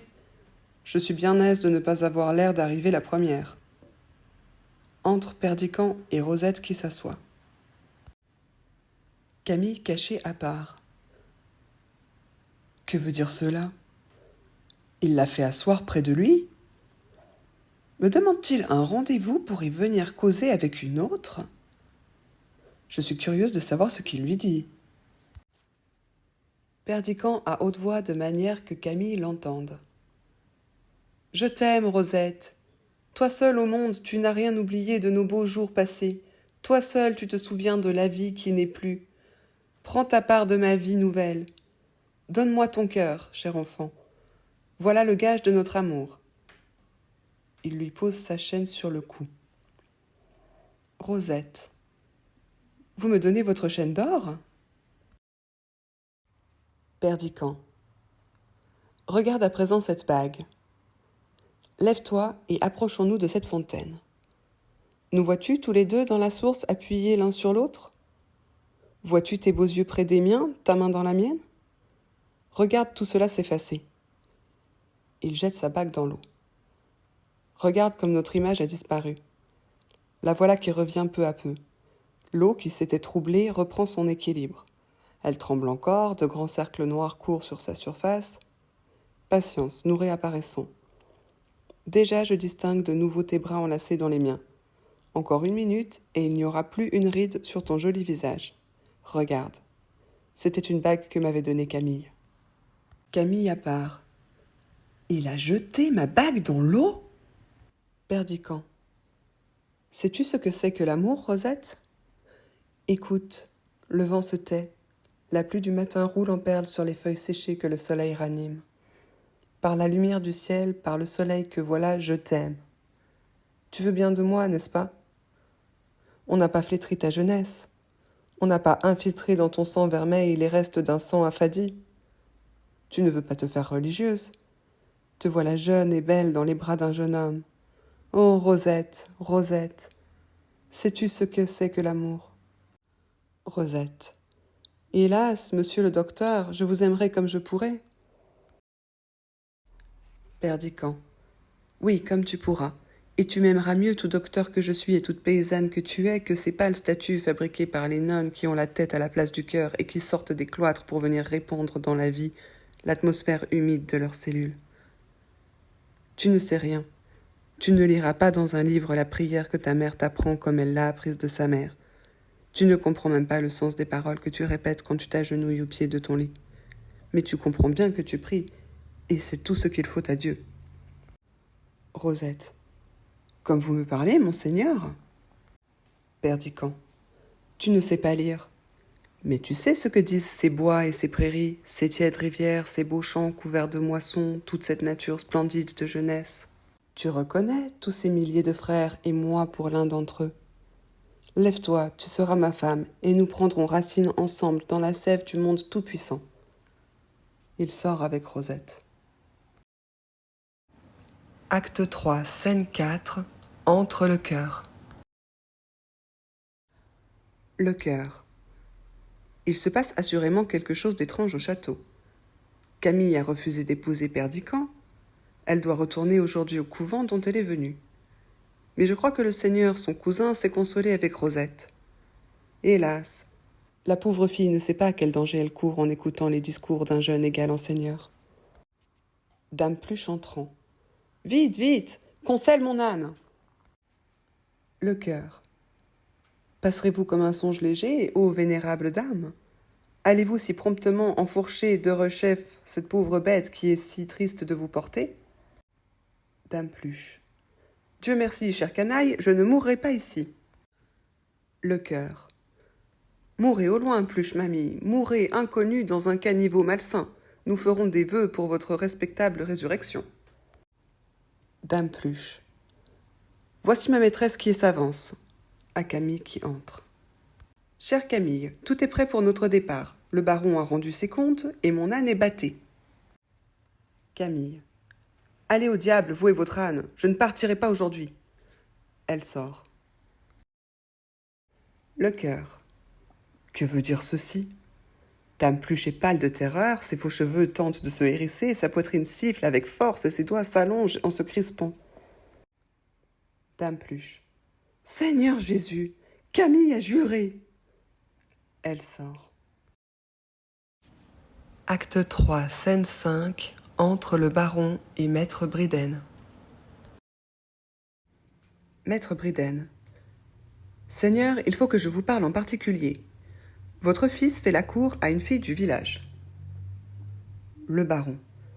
C'est absurde, mon ami. Maître Briden. Je l'ai vu distinctement passer dans la bruyère en lui donnant le bras. Il se penchait à son oreille et lui promettait de l'épouser. Le baron. Cela est monstrueux! Maître Briden. Soyez-en convaincus. Il lui a fait un présent considérable que la petite a montré à sa mère. Le baron. Ô ciel! Considérable, Briden? En quoi considérable? Maître Briden. Pour le poids et pour la conséquence. C'est la chaîne d'or qu'il portait à son bonnet. Le baron. Passons à mon cabinet. Je ne sais à quoi m'en tenir. Ils sortent. Acte 3, scène 6, la chambre de Camille. Entre Camille et Dame Pluche. Camille. Il a pris ma lettre, dites-vous? Dame Pluche. Oui, mon enfant. Il s'est chargé de la mettre à la poste. Camille. Allez au salon, Dame Pluche, et faites-moi le plaisir de dire à Perdican que je l'attends ici. Dame Pluche sort. Il a lu ma lettre, cela est certain. Sa scène du bois est une vengeance, comme son amour pour Rosette. Il a voulu me prouver qu'il en aimait une autre que moi et jouer l'indifférent malgré son dépit. Est-ce qu'il m'aimerait par hasard? Elle lève la tapisserie. Es-tu là, Rosette? Rosette entrant. Oui, puis-je entrer? Camille. Écoute-moi, mon enfant. Le seigneur Perdican ne te fait-il pas la cour? Rosette. Hélas, oui. Camille. Que penses-tu de ce qu'il t'a dit ce matin? Rosette. Ce matin? Où donc? Camille. Ne fais pas l'hypocrite. Ce matin à la fontaine dans le petit bois. Rosette. Vous m'avez donc vue? Camille. Pauvre innocente. Non, je ne t'ai pas vue. Il t'a fait de beaux discours, n'est-ce pas? Gageons qu'il t'a promis de t'épouser. Rosette. Comment le savez-vous? Camille. Qu'importe comment je le sais. Crois-tu à ses promesses, Rosette? Rosette. Comment n'y croirais-je pas? Il me tromperait donc? Pourquoi faire? Camille. Perdiccand ne t'épousera pas, mon enfant. Rosette. Hélas, je n'en sais rien. Camille. Tu l'aimes, pauvre fille. Il ne t'épousera pas, et la preuve, je vais te la donner. Rentre derrière ce rideau, tu n'auras qu'à prêter l'oreille et à venir quand je t'appellerai. Rosette sort. Camille seule. Moi qui croyais faire un acte de vengeance, ferais-je un acte d'humanité? La pauvre fille a le cœur pris. Entre Perdiccand. Bonjour, cousin. Asseyez-vous. Perdiccand. Quelle toilette, Camille! À qui en voulez-vous? Camille. À vous, peut-être. Je suis fâchée de n'avoir pu me rendre au rendez-vous que vous m'avez demandé. Vous aviez quelque chose à me dire? Perdiccand à part. Voilà sur ma vie un petit mensonge assez gros pour un agneau sans tache. Je l'ai vu derrière un arbre écouter la conversation. Oh! Je n'ai rien à vous dire qu'un adieu, Camille. Je croyais que vous partiez. Cependant, votre cheval est à l'écurie et vous n'avez pas l'air d'être en robe de voyage. Camille. J'aime la discussion. Je ne suis pas bien sûre de ne pas avoir eu envie de me quereller encore avec vous. Perdiccand. À quoi sert de se quereller quand le raccommodement est impossible? Le plaisir des disputes, c'est de faire la paix. Camille. Êtes-vous convaincu que je ne veuille pas la faire? Perdiccand. Ne raillez pas. Je ne suis pas de force à vous répondre. Camille. Je voudrais qu'on me fît la cour. Je ne sais si c'est que j'ai une robe neuve, mais j'ai envie de m'amuser. Vous m'avez proposé d'aller au village? Allons-y. Je veux bien. Mettons-nous en bateau. J'ai envie d'aller dîner sur l'herbe ou de faire une promenade dans la forêt. Fera-t-il clair de lune ce soir? Cela est singulier. Vous n'avez plus au doigt la bague que je vous ai donnée. Perdiccand. Je l'ai perdue. Camille. C'est pour cela que je l'ai trouvée. Tenez, Perdiccand, la voilà. Perdiccand. Est-ce possible? Où l'avez-vous trouvée? Camille. Vous regardez si mes mains sont mouillées, n'est-ce pas? En vérité, j'ai gâté ma robe de couvent pour retirer ce petit hochet d'enfant de la fontaine. Voilà pourquoi j'en ai mis une autre. Et je vous dis, cela m'a changé. Mettez donc cela à votre doigt. Perdiccand. Tu as retiré cette bague de l'eau, Camille, au risque de te précipiter? Est-ce un songe? La voilà, c'est toi qui me la mets au doigt? Ah, Camille, pourquoi me le rends-tu, ce triste gage d'un bonheur qui n'est plus? Parle, coquette et imprudente fille. Pourquoi pars-tu? Pourquoi restes-tu? Pourquoi d'une heure à l'autre changes-tu d'apparence et de couleur comme la pierre de cette bague à chaque rayon de soleil? Camille. Connaissez-vous le cœur des femmes, Perdiccand? Êtes-vous sûr de leur inconstance et savez-vous si elles changent réellement de pensée en changeant quelquefois de langage? Il y en a qui disent que non. Sans doute, il nous faut souvent jouer un rôle, souvent mentir. Vous voyez que je suis franche. Mais êtes-vous sûr que tout mente dans une femme lorsque sa langue ment? Avez-vous bien réfléchi à la nature de cet être faible et violent, à la rigueur avec laquelle on le juge, aux principes qu'on lui impose? Et qui sait si forcé à tromper par le monde, la tête de ce petit être sans cervelle ne peut pas y prendre plaisir et mentir quelquefois par passe-temps, par folie, comme elle ment par nécessité? Perdiccand. Je n'entends rien à tout cela et je ne mens jamais. Je t'aime, Camille, voilà tout ce que je sais. Camille. Vous dites que vous m'aimez et vous ne mentez jamais. Perdiccand. Jamais. Camille. En voilà une qui dit pourtant que cela vous arrive quelquefois.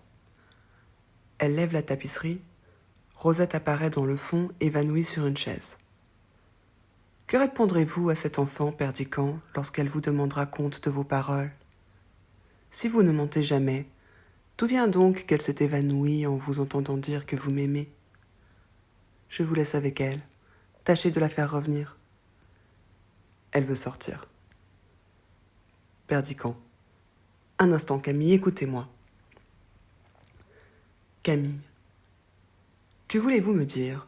C'est à Rosette qu'il faut parler. Je ne vous aime pas, moi. Je n'ai pas été chercher par dépit cette malheureuse enfant au fond de sa chaumière pour en faire un appât, un jouet. Je n'ai pas répété imprudemment devant elle des paroles brûlantes adressées à une autre. Je n'ai pas feint de jeter au vent pour elle le souvenir d'une amitié chérie. Je ne lui ai pas mis ma chaîne au cou. Je ne lui ai pas dit que je l'épouserais. Perdican. Écoute-moi, écoute-moi. Camille. N'as-tu pas souri tout à l'heure quand je t'ai dit que je n'avais pas pu aller à la fontaine?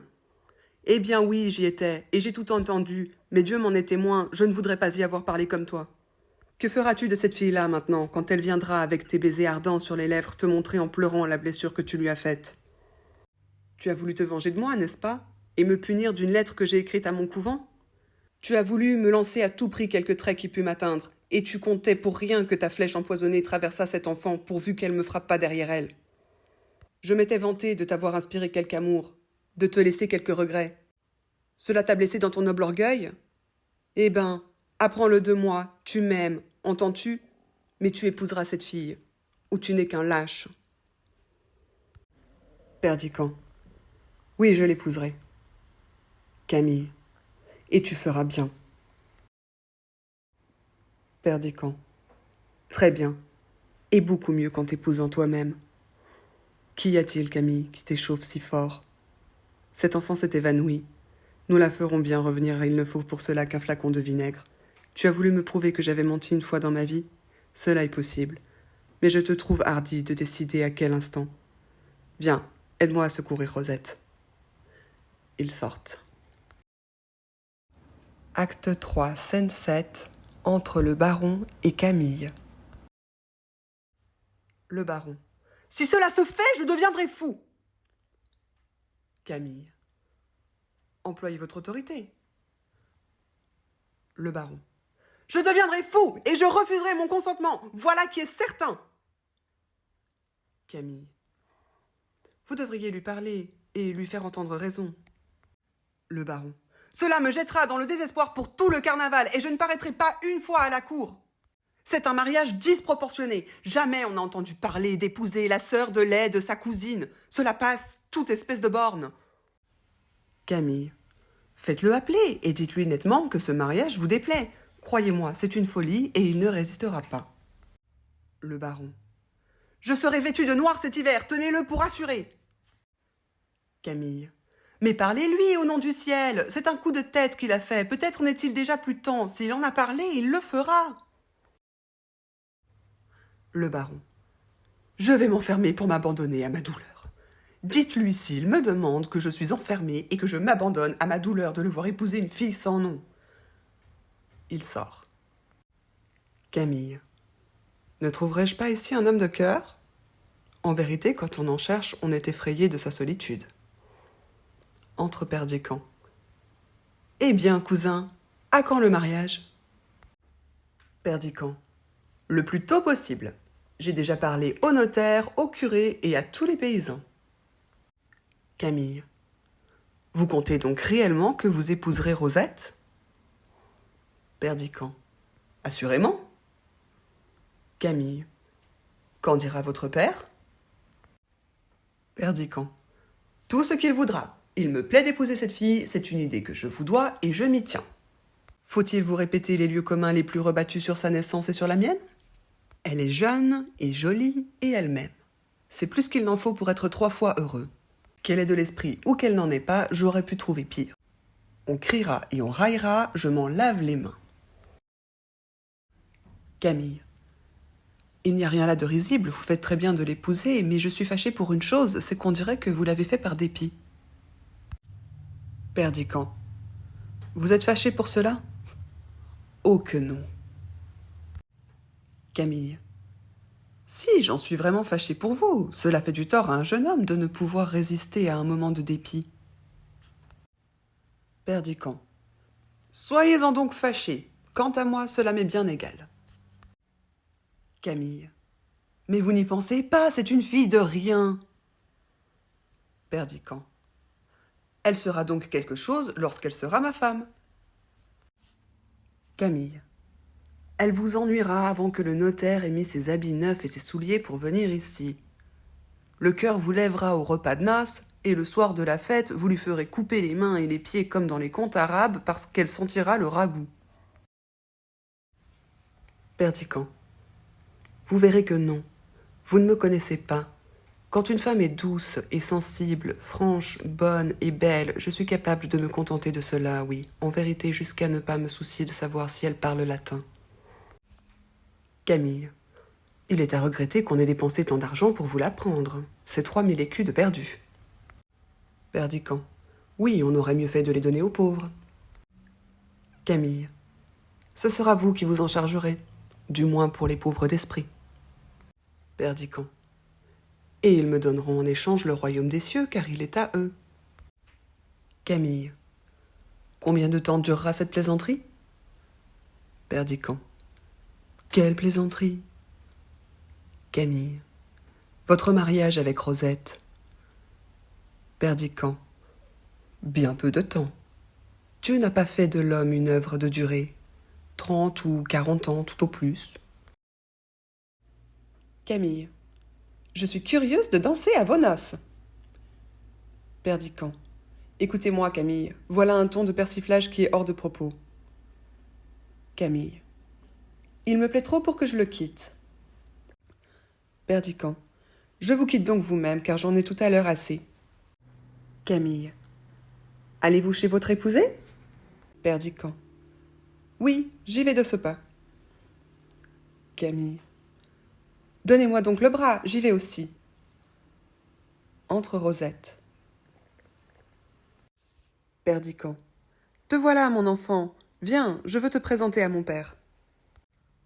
Rosette se mettant à genoux. Monseigneur, je viens vous demander une grâce.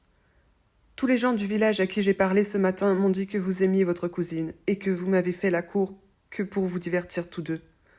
On se moque de moi quand je passe et je ne pourrai plus trouver de mari dans le pays après avoir servi de risée à tout le monde. Permettez-moi de vous rendre le collier que vous m'avez donné et de vivre en paix chez ma mère.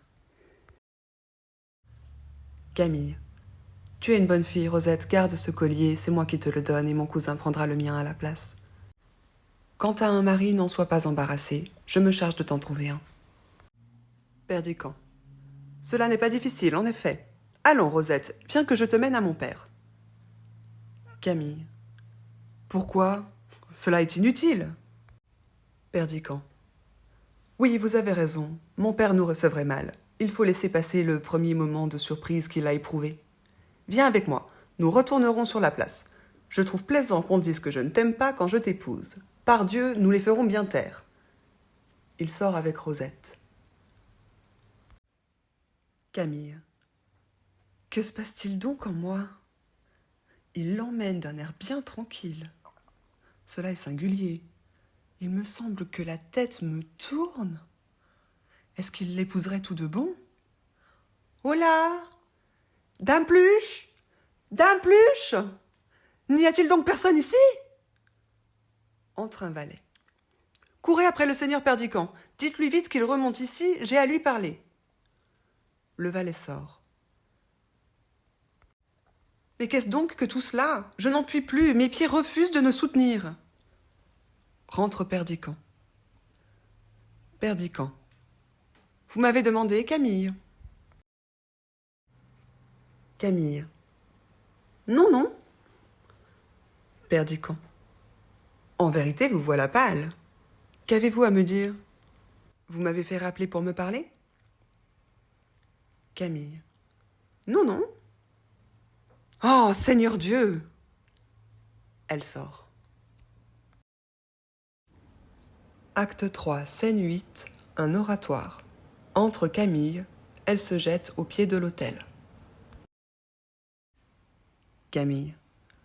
M'avez-vous abandonné? Oh mon Dieu! Vous le savez, lorsque je suis venue, j'avais juré de vous être fidèle quand j'ai refusé de devenir l'épouse d'un autre que vous. J'ai cru parler sincèrement devant vous et ma conscience. Vous le savez, mon père. Ne voulez-vous donc plus de moi? Oh, pourquoi faites-vous mentir la vérité elle-même? Pourquoi suis-je si faible? Ah, malheureuse, je ne puis plus prier. Entre Perdiccand. Perdiccand. Orgueil, le plus fatal des conseillers humains. Qu'es-tu venu faire entre cette fille et moi? La voilà pâle et effrayée qui presse sur les dalles insensibles son cœur et son visage. Elle aurait pu m'aimer, et nous étions nés l'un pour l'autre. Qu'es-tu venu faire sur nos lèvres, orgueil, lorsque nos mains allaient se joindre? Camille. Qui m'a suivi? Qui parle sous cette voûte? Est-ce toi, Perdican? Perdican. Insensés que nous sommes. Nous nous aimons. Quel songe avons-nous fait, Camille? Quelles vaines paroles, quelle misérable folie ont passé comme un vent funeste entre nous deux. Lequel de nous a voulu tromper l'autre? Hélas, cette vie est elle-même un si pénible rêve. Pourquoi encore y mêler les nôtres? Oh mon Dieu, le bonheur est une perle si rare dans cet océan d'ici-bas. Tu nous l'avais donné, pêcheur céleste. Tu l'avais tiré pour nous des profondeurs de l'abîme cet inestimable joyau. Et nous, comme des enfants gâtés que nous sommes, nous en avons fait un jouet. Le vert sentier qui nous amenait l'un vers l'autre avait une pente si douce. Il était entouré de buissons si fleuris. Il se perdait dans un si tranquille horizon. Il a bien fallu que la vanité, le bavardage et la colère vinssent jeter leurs rochers informes sur cette route céleste qui nous aurait conduits à toi dans un baiser. Il a bien fallu que nous nous fissions du mal, car nous sommes des hommes. Oh, insensé, nous nous aimons. Il la prend dans ses bras. Camille. Oui, nous nous aimons, Perdican. Laisse-moi le sentir sur ton cœur. Ce Dieu qui nous regarde ne s'en offensera pas. Il veut bien que je t'aime. Il y a 15 ans qu'il le sait. Perdican. Chère créature, tu es à moi. Il l'embrasse. On entend un grand cri derrière l'autel. Camille. C'est la voix de ma sœur de lait. Perdican. Comment est-elle ici? Je l'avais laissée dans l'escalier lorsque tu m'as fait rappeler. Il faut donc qu'elle m'ait suivi sans que je m'en sois aperçu. Camille. Entrons dans cette galerie, c'est là qu'on a crié. Perdican. Je ne sais ce que j'éprouve, il me semble que mes mains sont couvertes de sang. Camille. La pauvre enfant nous a sans doute épiés. Elle s'est encore évanouie. Viens, portons-lui secours. Hélas, tout cela est cruel. Perdican. Non, en vérité, je n'entrerai pas. Je sens un froid mortel qui me paralyse. Vas-y, Camille, et tâche de la ramener. Camille sort. Je vous en supplie, mon Dieu, ne faites pas de moi un meurtrier. Vous voyez ce qui se passe. Nous sommes deux enfants insensés et nous avons joué avec la vie et la mort. Mais notre cœur est pur. Ne tuez pas Rosette, Dieu juste. Je lui trouverai un mari. Je réparerai ma faute. Elle est jeune, elle sera riche, elle sera heureuse. Ne faites pas cela, ô Dieu. Vous pouvez bénir encore 4 de vos enfants. Eh bien, Camille, qu'y a-t-il? Camille entre. Camille. Elle est morte. Adieu, Perdican.